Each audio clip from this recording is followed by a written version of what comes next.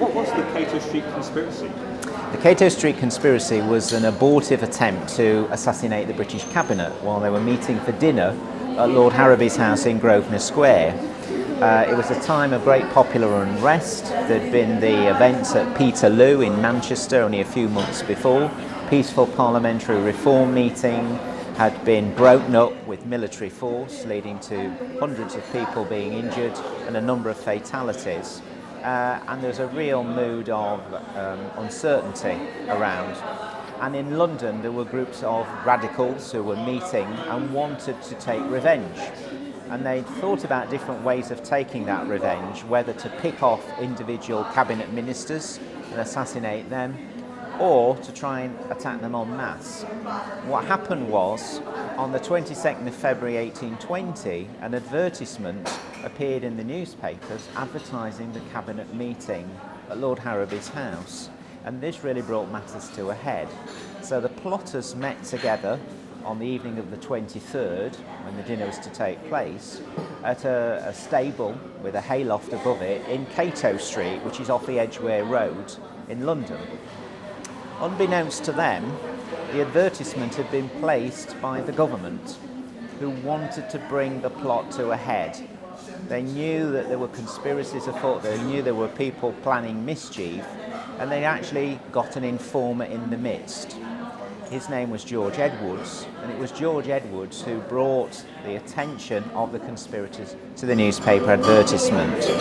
So although there was probably a genuine revolutionary movement behind the Cato Street Conspiracy, really it was brought to a head because the government wanted to make sure that they captured as many of these radicals in one place at one time, and this provided the perfect opportunity for them. Okay, so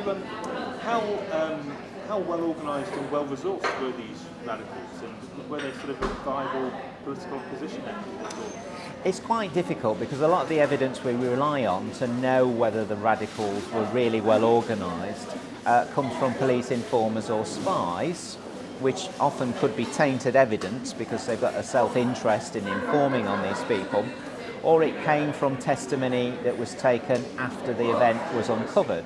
So then people are sometimes perhaps exaggerating or underplaying the degree of preparation. What we do know is that the plotters, many of them were involved with an organisation called the Spencean Society.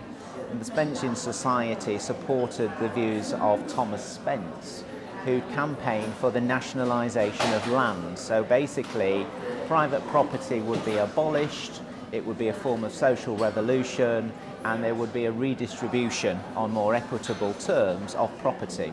So we know that these people generally had an ideology, they had a set of beliefs, and there were things recovered at the time. So on different members of the conspiracy, there were, for example, recipes for creating bombs, sort of hand grenades. There were pikes, there were pike heads that were going to be used as weapons. And perhaps most gruesome of all, one of the conspirators, who was actually a butcher, had got a haversack and a knife. And the claim was that when they captured the cabinet while they were dining at Lord Harrowby's, they were going to cut off the heads of two of the most unpopular of the government ministers, Lords Castlereagh and Sidmouth.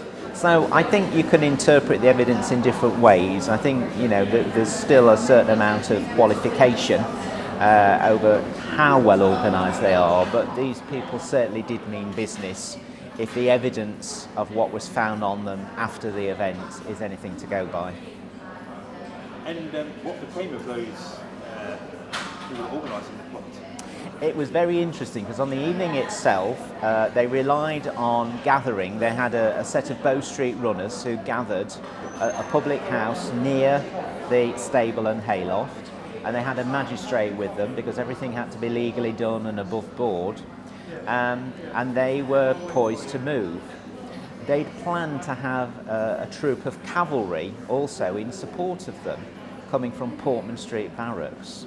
But unfortunately, Cato Street is quite a long and narrow road, but it's got two entrances, and the cavalry actually mistook which entrance they needed to go to.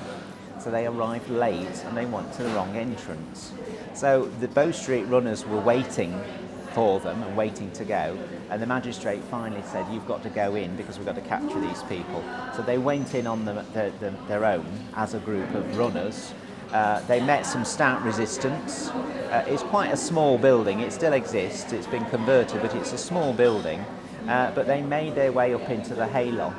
Unfortunately, one of the Bow Street runners was killed. He was killed by a sabre, and his final words are reported as being, "Oh God, I am," and then he fades away as he dies from his wounds. And in the melee, a number of people escaped, and one of them was Arthur Thistlewood, who was regarded as the leader of the plot. Thistlewood, however, was captured the next morning when he was hiding out at a house elsewhere in London. The government had lost no time in putting a very big reward out on his head to capture him. So a number of them were captured. They were put on trial. 11 of them effectively were tried for the conspiracy. 10 of them were charged. One of them got off because of problems with the evidence and other issues. 5 of those 10 were executed. They were hanged at Newgate, outside the prison there, on the 1st of May 1820, and then they had their heads chopped off. And it was a very surgical execution. The heads were chopped off so finely by an anonymous executioner that actually the crowd were quite revolted. And they were trying to find out who it was that had done this and had done this job so skillfully. So unfortunately, the leading 5 were executed, and they were actually buried within the dungeons at Newgate. And actually, the authorities threw lime on their bodies so that they would decompose. So they didn't allow their relatives to take their bodies and bury them in perhaps a normal way. The other 5 were transported. So for different reasons, the charges didn't lead to death for them, but they were transported to Australia, to the penal colonies out there. And actually, there's been quite a lot of recent research done on what happened to those men, and some of them actually became quite respectable in their own way. And one of them had the fantastic reputation of being the terror of the bushrangers. So it was a bit like poacher turned gamekeeper. He actually turned from being someone on the outside of the law to someone who was actually enforcing it. So in that sort of very small moment, that sort of microcosm, you actually see a lot about the nature of the British judicial system. You know, the 5 leaders are executed in a way which today we think of as quite brutal and was regarded as quite horrific actually at the time. But 5 are seen as reformable. They go off to the colonies, they provide themselves with new lives, they have jobs and families and so forth. So it's very interesting. And that's often the way with how the British government deal with radicals during this period. They make an example of the leaders, of the people they think have really led people on, but where they think there might be some element of reformability about others, they do try and see them corrected and improved. And that's very often through the means of transportation. Interesting. And what do we know about public perception of the conspiracy? Yeah, public opinion is really interesting. I think there was widespread revulsion at Peterloo. So the magistrates in Manchester had sent in basically the yeomanry, and they'd hacked away at the crowd, and it was regarded as horrific. And George, who was shortly to become George IV, had actually sent a message of congratulations to the magistrates for reasserting authority. So that didn't go down very well, considering he was about to become the new king of the country. So public opinion, I think, was still quite fragile on the back of Peterloo. Having said that, although, you know, the sort of support that the Spencean gained, they were gaining it from terribly impoverished people, not necessarily uneducated people. These were very often literate men and their families who were trying to provide for them. They were on poor times. So clearly they would perhaps be caught up in the potential optimism of what might follow the assassination of the cabinet. Some of the cabinet ministers were extremely unpopular. They were personally seen as responsible for this very vindictive policy, for keeping the working classes in poverty. And you can imagine that many people would be pulled along, a little bit like people like Guy Fawkes in history. You know, if we take the head off, if we remove the source of the problem, then that will be the signal for a massive insurrection. And we know that there are different pockets of activity and there are different plans. Some of them were taken more or less seriously. So what was going to follow the execution of the cabinet, had it happened, was the declaration. We've got it. We've actually got the notice. It's a declaration of a new provisional government, which was going to establish a new constitution for the country on much more equitable principles as they saw it. And they were also going to target things like military depots, the Tower of London, the Bank of England, the Mansion House. So they were trying to target very particular sites in London that were associated with authority. Of course, we don't know what would have happened because it never happened. But had it gone any further, you can imagine the authorities, with all that was available to them in terms of constables and runners, and militia and things like that, would have been very quick to react. So the actual practical chances of success were probably not very healthy for these men, but they clearly thought that this would be a signal for a major uprising and that they were the people that needed to take that risk to get it moving. Probably should be the final questions in terms of duration, but do you think the atmosphere would have changed for the cabinet after the conspiracy was exposed? I mean, did they feel particularly threatened beforehand, and did they continue with a greater degree of freedom afterwards, or did the pressures continue? The cabinet themselves were aware of the plot at different points in time. So different members who needed to know. Some of them knew a lot more about the plot than others, and that's one of the things I've been working on recently and have published work on, about who knew what and when. The interesting thing is that several members of the cabinet were aware of being followed, and there were various incidents in the 3 or 4 months between Peterloo in August 1819 and the uncovering of the plot in February 1820, when we know that the conspirators had thought about either killing individual ministers or going for several at one go. You have to remember that this is an age where ministers don't travel with a security detail. They don't have bodyguards in the way that we have today. They don't have armed security. It's quite an open society in that respect. So people have to be responsible for their own personal safety.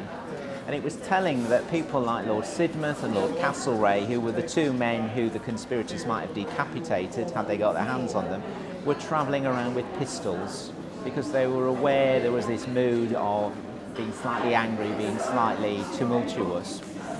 I think in some respects the conspiracy brought these things to a head, and there was within wider society a certain sense of revulsion. There was a sort of sense that British people don't kill people in the same way perhaps as may have happened in some European revolutions, and it really, however, it's more circumstances that make life slightly easier for the government.